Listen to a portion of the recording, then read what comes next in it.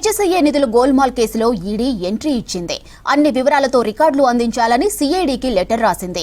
BCCA నుంచి వచ్చిన నిధుల దారి మళ్లింపుపై ఫోకస్ పెట్టనుంది. గురువారెడ్డి ఇచ్చిన స్టేట్మెంట్ ఆధారంగా కూడా అన్ని కోణాల్లో విచారించనుంది. మరోవైపు నిందితులను 10 రోజులు కస్టడీకి ఇవ్వాలని కోరుతూ సిఐడి అధికారులు మల్కాజ్గిరి కోర్టులో పిటిషన్ దాఖలు చేశారు. దీనిపై ఈ నెల 14న విచారణ జరిగే అవకాశం ఉంది.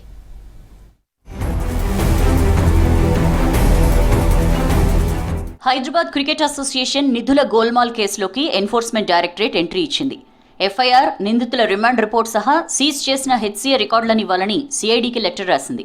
వాటి ఆధారంగా ఎన్ఫోర్స్మెంట్ కేసు ఇన్ఫర్మేషన్ రిపోర్ట్ నమోదు చేసి దర్యాప్తు చేపట్టనుంది.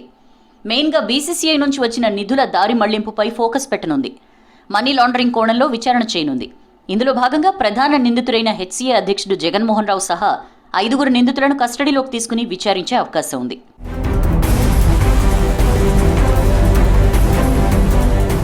బీసీసీఐ నుంచి గ్రాంట్ రూపంలో ఏటా 100 కోట్ల నిధులు వస్తాయని, ఇందులో భారీగా నిధులు దారి మళ్లాయని తెలంగాణ క్రికెట్ అసోసియేషన్ అధ్యక్షుడు గురువారెడ్డి ఆరోపించారు.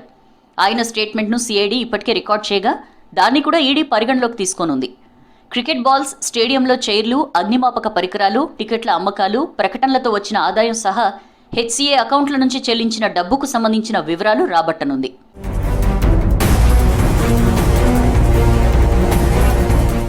ఈ కేసులో హెచ్సీఏ అధ్యక్షుడు జగన్మోహన్ రావు, ట్రెజరర్ శ్రీనివాసరావు, సీఈఓ సునీల్ కంటే సహా శ్రీచక్ర క్రికెట్ క్లబ్ అధ్యక్షురాలు కవిత, ఆమె భర్త రాజేందర్ యాదవ్ను సిఐడి ఇప్పటికే అరెస్ట్ చేసింది.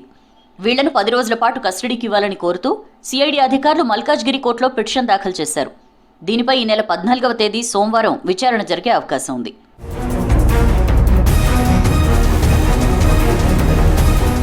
హెచ్సీఏలో జరిగిన అవినీతి వెనుక బీఆర్ఎస్ పెద్దల హస్తం ఉందని Telangana cricket association secretary Guruva Reddy ఆరోపించారు. ఈ కేసులో పూర్తిస్థాయి విచారణ జరిగితే నిజాలు బయటకొస్తాయన్నారు. హెచ్సీఏలో 170 కోట్ల స్కామ్ జరిగిందన్నారు. గత 5 ఏళ్లలో హెచ్సీఏకు 500 కోట్లకు పైగా ఆదాయం వచ్చినా క్రికెట్ అవసరాల కోసం గజం భూమి కూడా కొనలేదని మండిపడ్డారు. గత బీఆర్ఎస్ సర్కార్ సపోర్ట్తోనే క్రికెట్తో సంబంధం లేని వ్యక్తికి అధ్యక్ష పీఠం దక్కిందన్నారు. ఫోర్జరీ సంతకాలతో జగన్మోహన్ రావు డాక్యుమెంట్స్ సృష్టించారని ఆరోపించారు. అర్హత లేకున్నా హెచ్సీఏ అధ్యక్షుడయ్యాడని విమర్శించారు.